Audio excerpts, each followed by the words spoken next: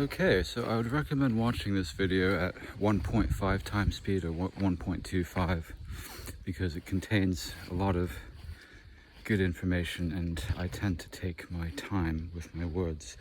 So essentially, free will is not just a right, but it is essentially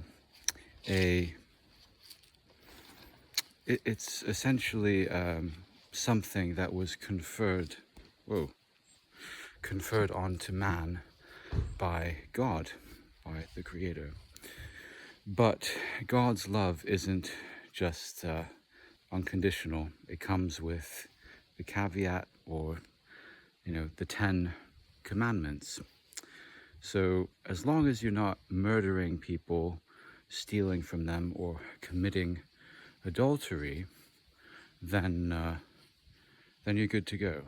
So we were given free will to do whatever the fuck we want on this earth. But of course, it doesn't come without certain consequences, karmas, etc. So the idea of sin and karma is not just religious control, but it's just a sort of moral and ethical caveat, really. But if you're a born psychopath, then these moral codes and ethics don't apply.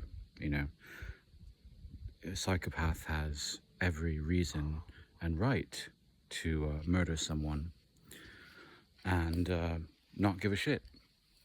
So normal people will feel guilt and shame and regret and remorse for committing murder, but psychopaths won't. But the guilt and the shame is more of a moral compass that one feels, and one wants to essentially be good because ultimately God is good. I mean, yeah, there is evil in the world, but ultimately God is good.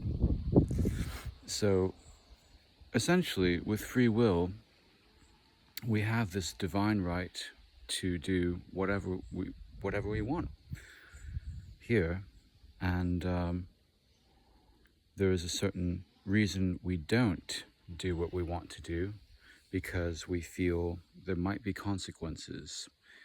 We might get the evil eye. We might be deterred by enormous pressure. For instance, today, Donald Trump, the news was that Trump was shot at, and obviously the dark side, the deep state, are trying to deter him from running and being president. So he poses a threat, really.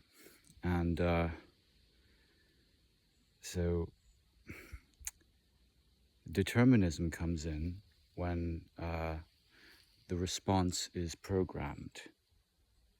You might feel guilt and shame, which are appropriate responses when you've done something morally wrong,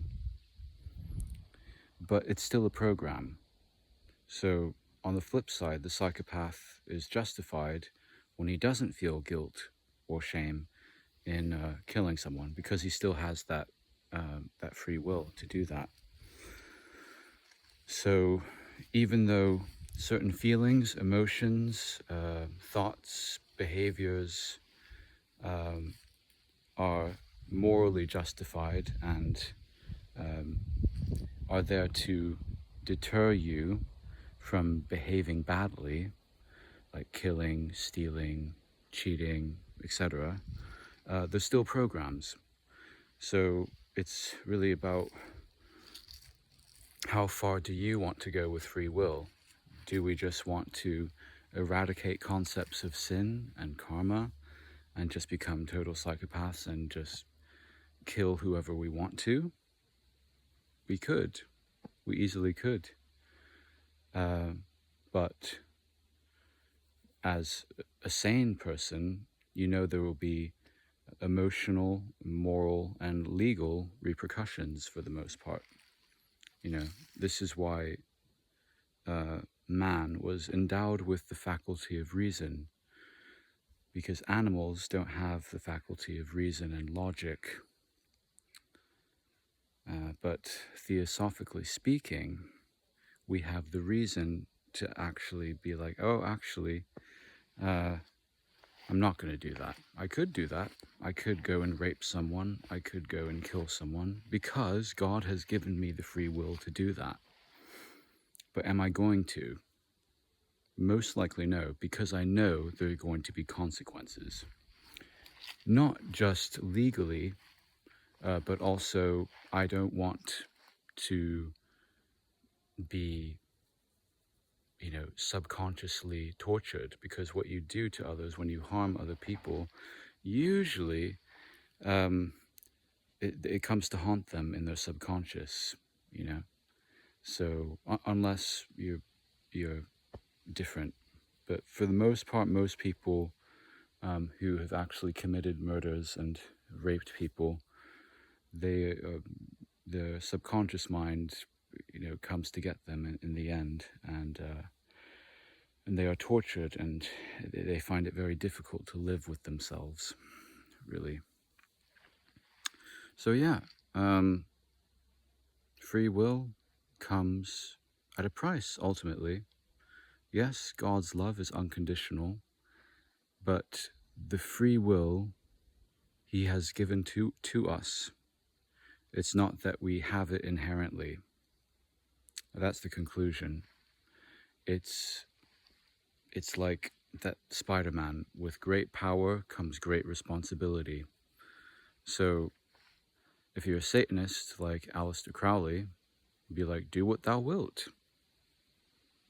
Okay, but if you're doing, you could use that quote and for the greater good. If it's because that quote is incomplete, it's not aligned with God. Do what thou wilt, but with responsibility. Consider others around you. It's like Taoism as well.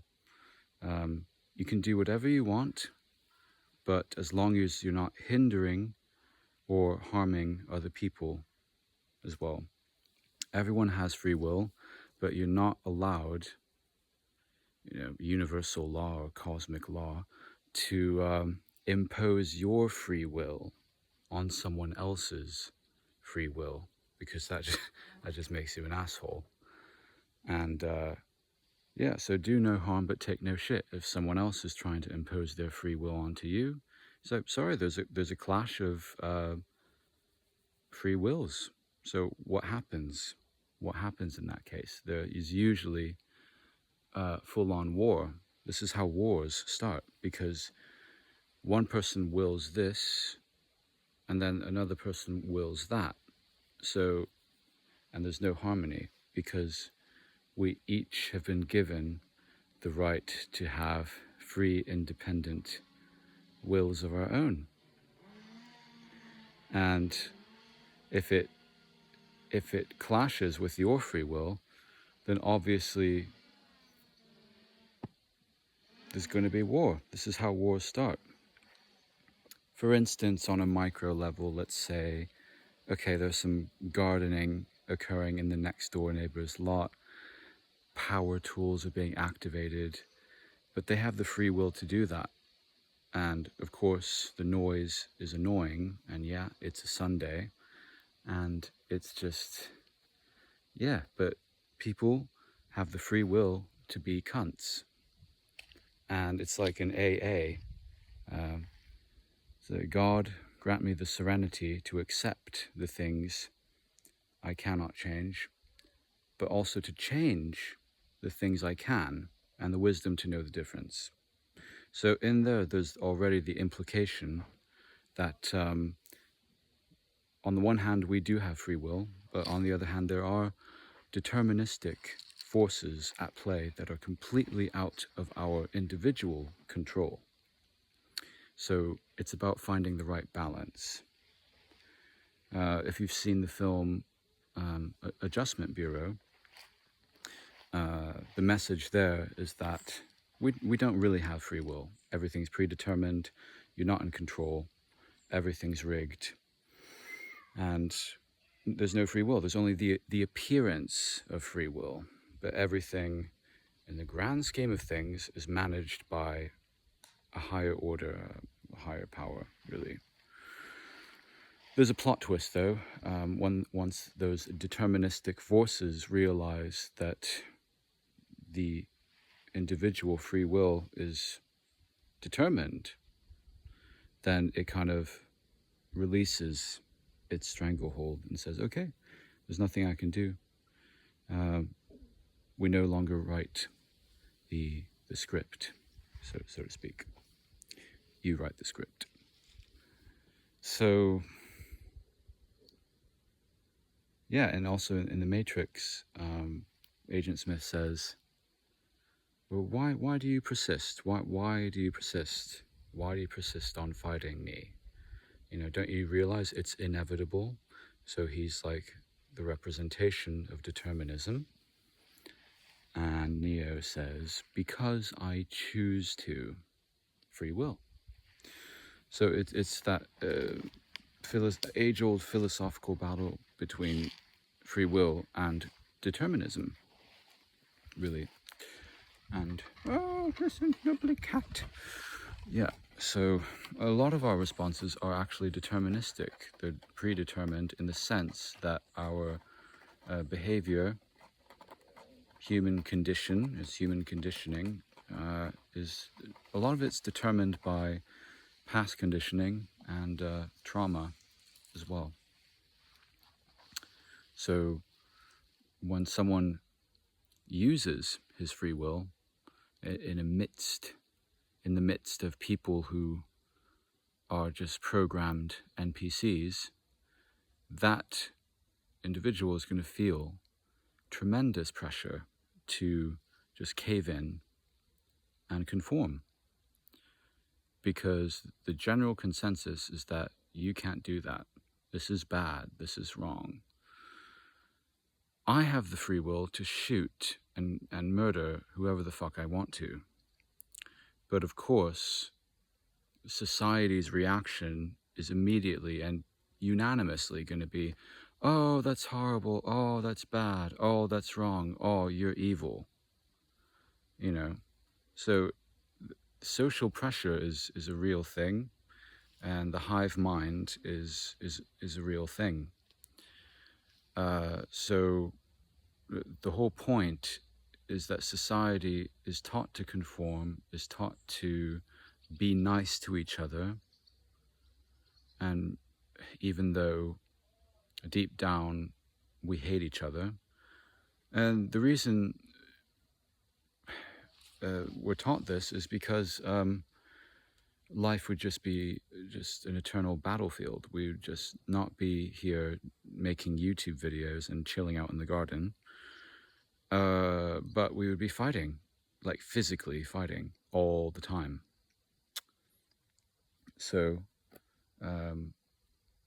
war can only be sustained for so long before things go back into balance and start to self-regulate again. So, yeah, I'm interested to know your take on free will and determinism. It's a good debate to have. Because another thing about free will is that you can choose in each moment what to do. And if you notice, or if you're aware that your behavior is actually pretty much predetermined, then you can start shedding the layers of conditioning and start to choose differently, start to live differently. This is how we change the world and be the change we want to see in the world. It's that simple. Because most of our reactions are actually predetermined. So in that sense, we have no free will.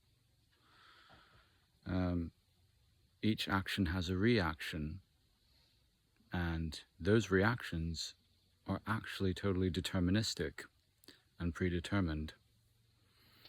But we do have the choice to react differently between, it's not just action and reaction. It could be action, pause, and then act differently. Because a lot of people's behavior is just so automatic and predetermined. And the Hindus call it samsara, the endless cycle or the rat race.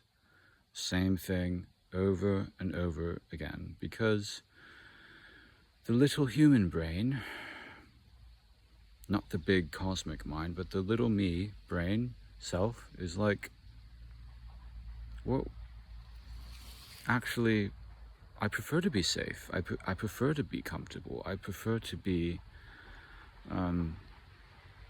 stuck in a rut, because the unknown is scary. But if you have the courage to face the unknown and choose to embrace the new, then that's how you create a new world and a new life as well. I'm not saying we should try to transcend determinism by any means, but it's safe to say that a lot of deterministic forces are actually not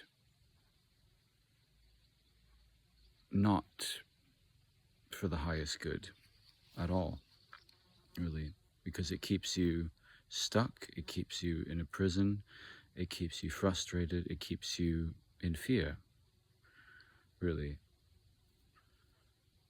So free will is another word for the choice to love what is and to carry on, to keep going regardless of what the external is doing, how the external is reacting to you.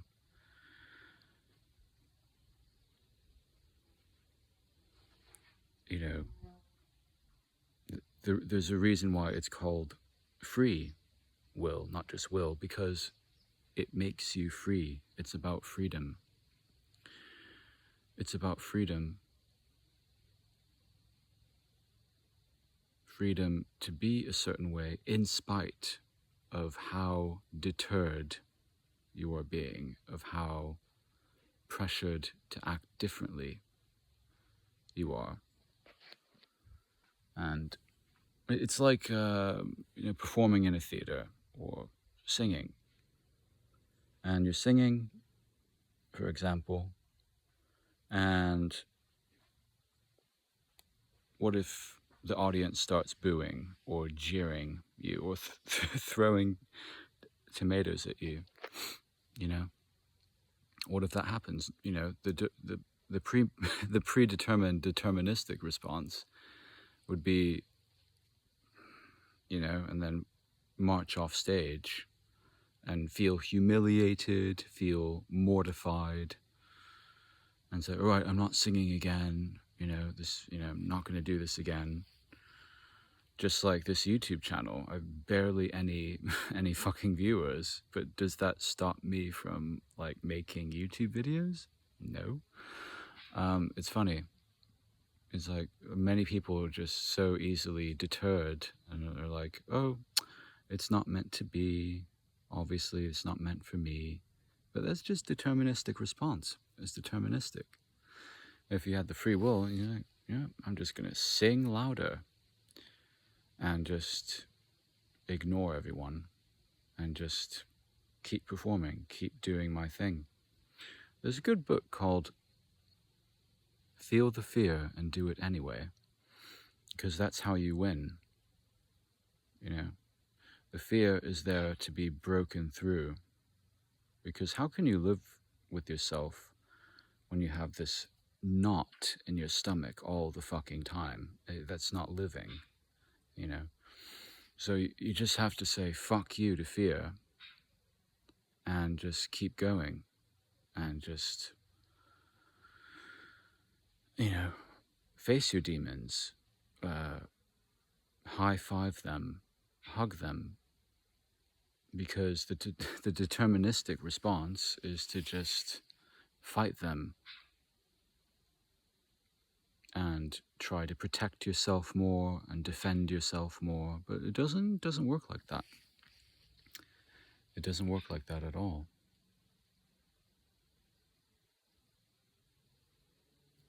So you can say, I know all you fuckers out there are casting the evil eye on me, but, that's not deterring me. I'm still going to be myself. That's how you win.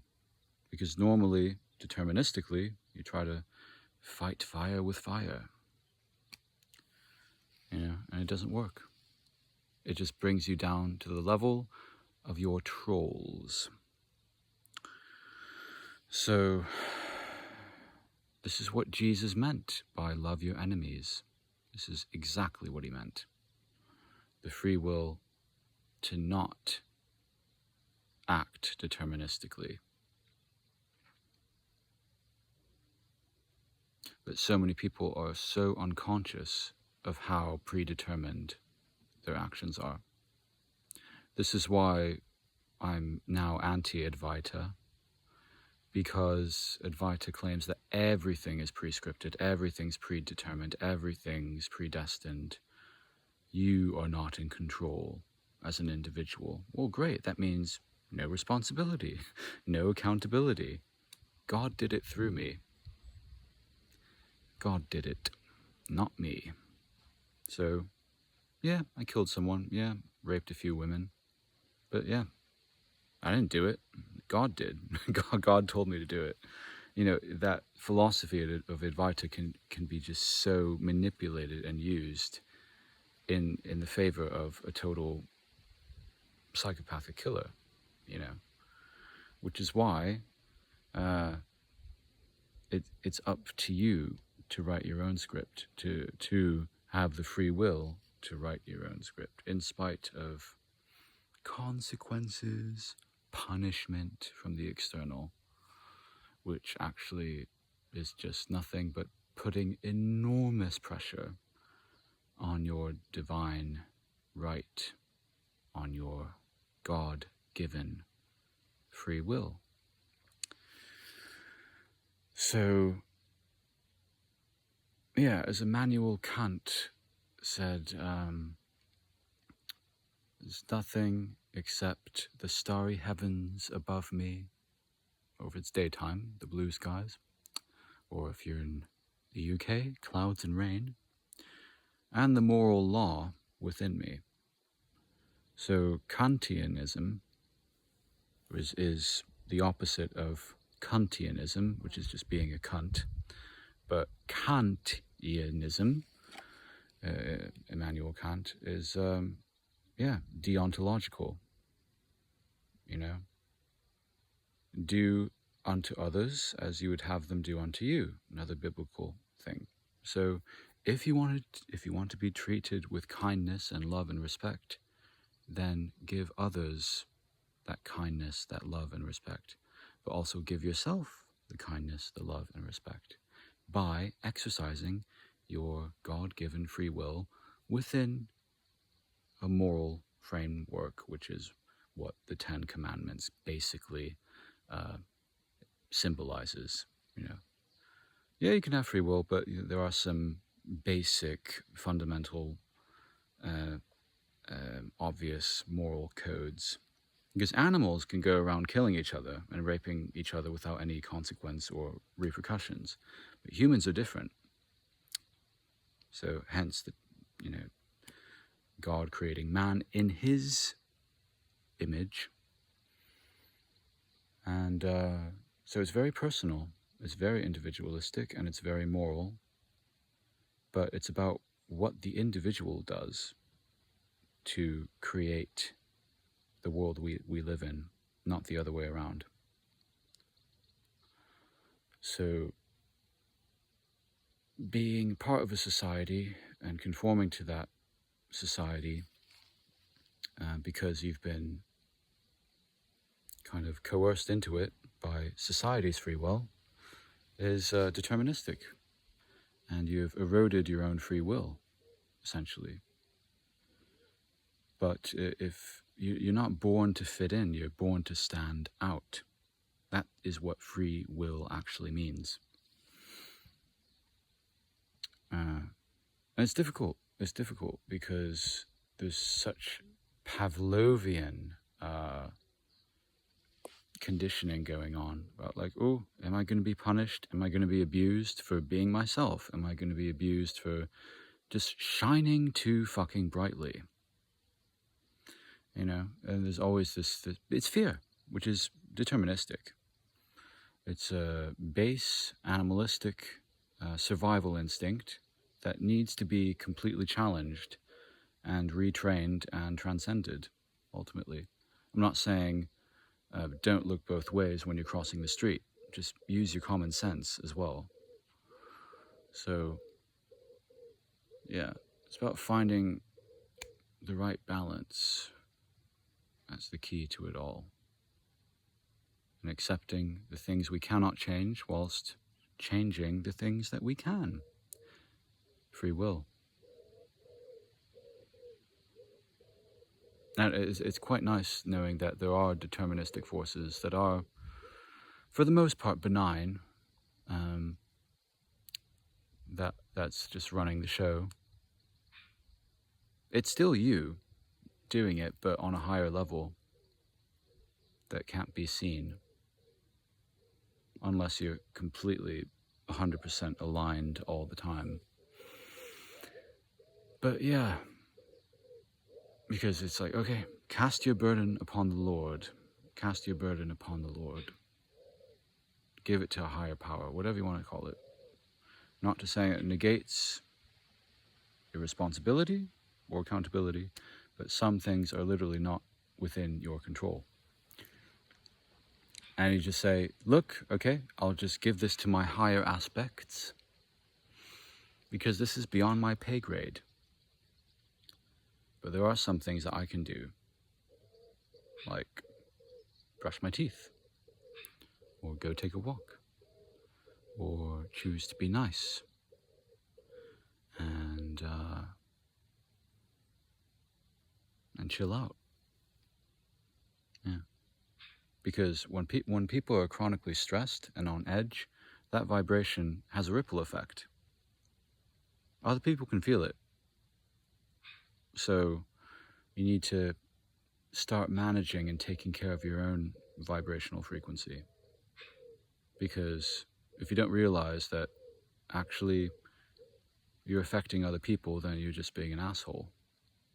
You know?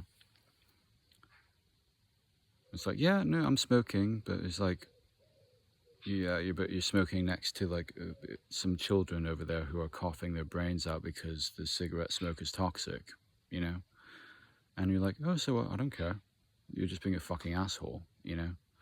So, yeah, it's about being mindful of what you're doing and how your vibration is affecting other people. On the flip side of that, if you carry too much light and if you shine too brightly, if you call yourself a starseed or a light worker, then you're going to trigger the fuck out of people. And those triggers come back as projections onto you, blaming you, scapegoating you, turning you into the fucking martyr. And it's painful. It's absolutely brutal and painful, which then deters you from actually shining your light to its fullest potential. So you're kind of beaten into submission and you stay in your room all day. So because the pressure out there is too much, the pressure to conform and toe the line is too much. Like, who are you to stand out? Get back in your place. You know, I was born to fucking stand out. I have fucking ginger hair, you know? And it's like, what do you expect? So, you know, most people are just want to be sheep. But, you know, there are a few out there who are fucking roaring lions. And society wants us to be afraid of our own power. But again, free will. With great power comes great responsibility. So reflect on this, because it's a huge topic. It's very philosophically juicy and meaty. So there we go. What I'm getting at ultimately is pointing out that the dark triad of psychopathy, Machiavellianism, narcissism is humanity in an infantile, immature state, and it needs to evolve into the light triad, which is Kantianism, do unto others as you do unto you, ethics, what's the other one? What is the other one? Light triad. Just being a good person, basically. Being moral, doing the right thing, doing what is right rather than what is easy. It's all too easy to, watch porn. It's the right thing to keep your seed. That's the right thing to do. But it's not easy. It's not easy. Similarly, with it's easy to just eat the wrong food. But it's right to eat the right food, and so on and so forth. Yeah. So ethics, Kantianism, and anyways, I've lost my train of thought. Maybe that's predetermined. That's not my free will. So, anyways, take care, and thank you for watching.